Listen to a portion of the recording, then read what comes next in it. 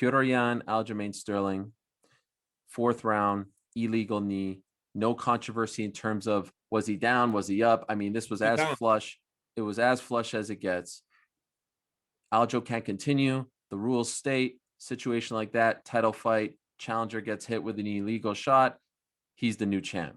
Heartbreaking stuff for Petr Yan. No one's a winner, in my opinion. No one wants to win a title that way. No one wants to lose a title that way. Can we agree on something up until that point?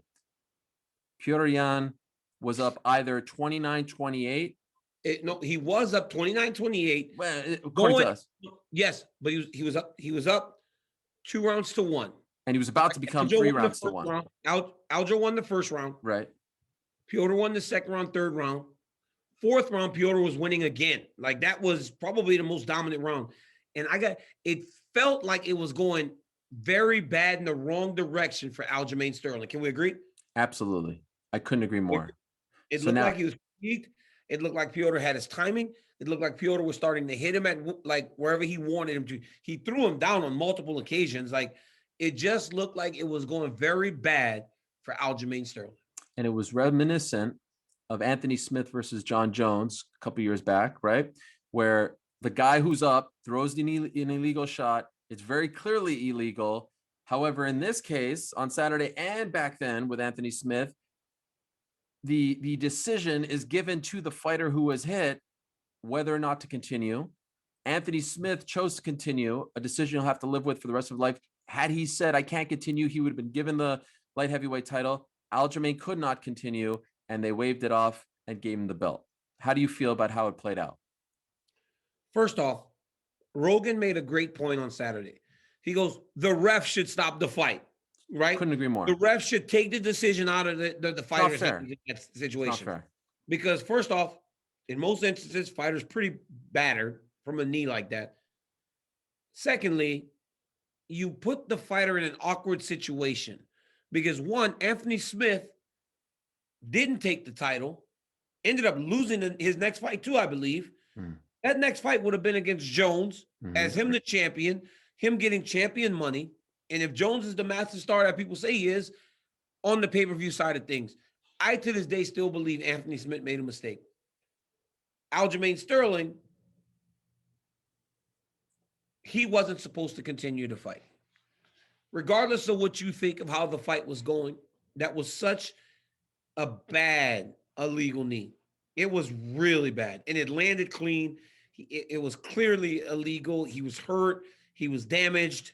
Had he gotten up, he would not have been okay. Petr would have finished him. So, right decision by Aljamain to not continue the fight. I know he was upset.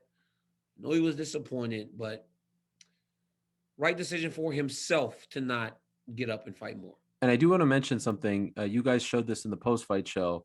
Very clear that one of his coaches said, just punch.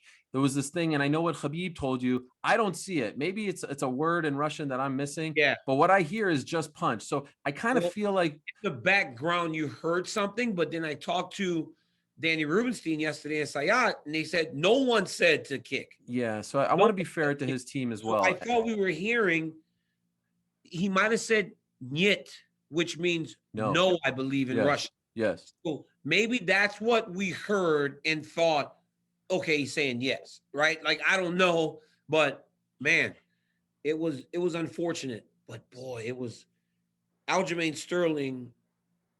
Honestly, that was lucky because he was going to lose the fight. It seemed like he was going the wrong direction. By the way, first time in UFC history that a title changes hands that way. There have been some close calls. Even Chael Sonnen and John Jones back in the day had the fight gone on with Jones's foot. You know, it's a weird thing. So I think we both agree on the fact that Yan was winning that fight and looked like he was en route to winning that fight. I think we both agree that it was illegal, that Aljo was put in an impossible situation. I think we both agree it was sort of a momentary lapse of judgment on Yan's fault. Like, the guy's in a fight. He's emotions are high. Actually, it was like he looked over. Yeah. He actually looked over before he threw the knee, which was odd. I don't think Yan's a dirty guy. I don't think he's a dirty fighter. He clearly doesn't want to do that in that moment because he's winning. He's about to win. He's got 6 minutes left, less than 6 minutes. Why would you do that? His cardio was great too. He was in fantastic shape. He didn't look tired at all. This is Yep. where it gets tricky for me. This is where it doesn't sit well with me. The aftermath does not sit well with me, because in the aftermath, Aljo takes the title, he throws it to the ground. He's emotional. He does the interview, which I was surprised about because I thought concussed fighter, you don't want to do an interview. He says, I want to do the interview. Wait a second. He says, I want to, okay, fine. Give the man his chance to explain himself. I want to do the interview. That's all. I'm fine up until that point. But almost 30 minutes later or so, I might be off by 10 or so minutes, he's on Twitter. And then I see the pictures posing, and that makes me feel a little weird. And where I lose it is when I see the Henry Cejudo stuff, because now it's clearly you guys doing like, hey, let's do something for social media. Let's pose. Let's get the people talking. My man, if I was advising Aljamain Sterling, I tell him this: you take the title, be grateful it turned out that way. You did nothing wrong. You should be not ashamed of the fact that you were put in that spot and that you could not continue. It was an illegal shot, but you go away. You can celebrate with your family. You could celebrate with your friends. I see him defending that. We do not post anything. We are not having a victory lap tour. And we are certainly not angling for a fight with the former champion on social media and doing all this nonsense. Because let me tell you something right now. Petr Yan versus Aljamain Sterling 2 is a much bigger fight than Aljamain Sterling versus Henry Cejudo with all the controversy. So what it leads me to feel, I don't want to believe this, but it leads me to feel, sorry, I'm getting worked up because this one didn't really sit well with me. What it leads me to feel is Aljo wants nothing to do with Yan, and he's trying to go for the quote unquote money fight with Cejudo. Let me explain to you something, Aljamain Sterling. That's the money fight. The Yan fight is the money fight. The rematch is the money fight. You write that wrong. That's the money fight. I don't like what happened in the 24 hours after that. I really don't like it. I don't feel like he handled it well. And I actually feel like it made Yan into a sympathetic character in all this. You do feel sorry for Piotr. Look, man, I've got group messages with my friends, and I cannot say I did not screen grab pictures of Aljamain with the belt on one shoulder holding up shots. Like, come on, Aljo. Like, just when Jones knocked me out, they called me on UFC Tonight and gave me the belt back. Remember when they gave me the belt back? Mm-hmm. I never went anywhere with that title. When I went to fight Volkan, what did I say? I felt like I was fighting for a vacant championship. And tonight I won, and I feel like I'm the champion again. That was I remember you held it down. Remember, you didn't want to hold it? The whole time. I held the belt at my side. When they made me do press photos, I tried to hold it low because I had lost the last fight for the championship. Now, the guy did eliminate himself, so I was put in a position to fight for a vacant belt again.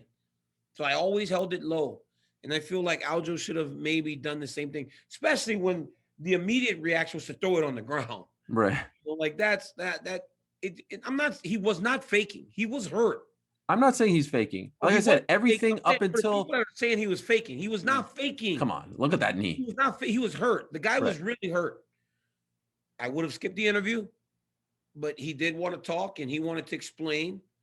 And but listen, man, you know his family's proud of him, so maybe that's what they're doing. I don't agree, Ariel. I really do agree more with you in this instance about just do it a little bit different.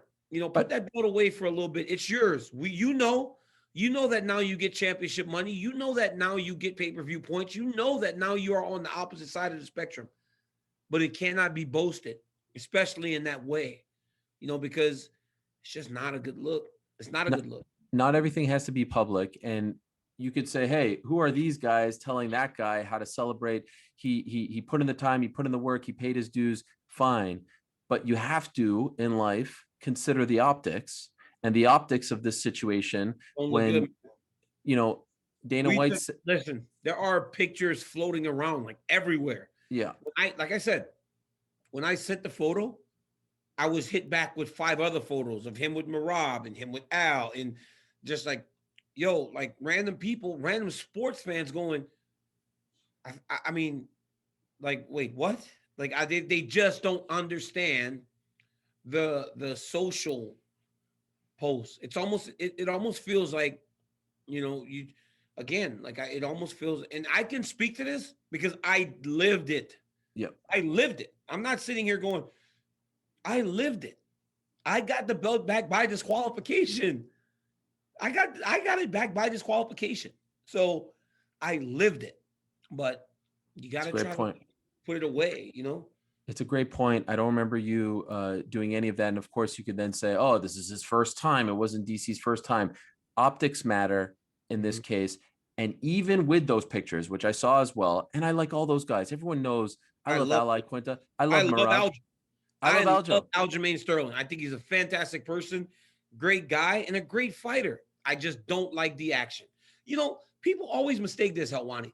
Because you don't like a person's certain action, you don't like the person. That's not the case. Well, welcome to my life. I like the person. I don't like the action in this situation. But to reiterate, what put me over the edge wasn't even that. It was the Cejudo thing. It has nothing to do with Cejudo. Yeah. It has to do with, it could have been anyone. It could have been TJ Dillashaw in that spot. Yeah. You need to be telling the UFC when's the first open slot. I need to prove to the world that I'm the better man, that I can win this title fair and square, that I don't need a DQ to win this title. Now, there is an opening in May. There's no pay-per-view main event yet in May. Honestly, I'd love to see Yan versus Aljo. I'd love to see Nunes versus Pena on that card. Put both bantamweight titles on the line. Let's go, because it looks like the Conor Poirier stuff is going to move into the summer. And maybe that's not enough time. But to go out there and now start angling for what you say is the money fight, when, by the way, what was Aljo saying when he was being jobbed by the UFC and company, when they weren't giving him the title shot, when they were waiting for Marlon Moraes? What was he saying? He said, when I win the title, I'm going to bring some normalcy to this. I'm going to restore order to this weight class. I'm going to do things the right way. I'm going to defend the title against the right people. And now you just had this situation and you're going to Cejudo? Really? Where was this at, him and Cejudo? Was like, where? It was in the hotel. You saw the picture. You saw the picture, right? I saw him standing with Henry. Like, first off, listen, I saw Henry on Saturday after the fight. Henry is one of my dear friends. Dear friends. I love the guy. I think he's a natural born winner. But when did Henry retire? Did he ever really retire? No, he didn't. When did he ever retire? That's Henry so funny. Facing off with everybody. He keeps him. Everybody hates him. The king of cringe. Henry, the king of cringe, keeps himself constantly in the news, and nobody can ignore him. If he wants to say he's retired, Aljamain should not give him the face off. Like, but Henry continues to just like put himself in all these things. And it's like, he's playing them, which is great because I love to see Henry get success. But it's like, guys, Henry retired a year ago, right? Wasn't it last year? Yeah, it was last May. So it's like, he's retired, but he's constantly keeping himself in the conversation. Do the right thing. Fight Petr Yan again. Go back with Eric Nitzik and Coach Longo and find a different approach. Thanks for watching ESPN on YouTube. For live streaming, sports, and premium content, subscribe to ESPN+.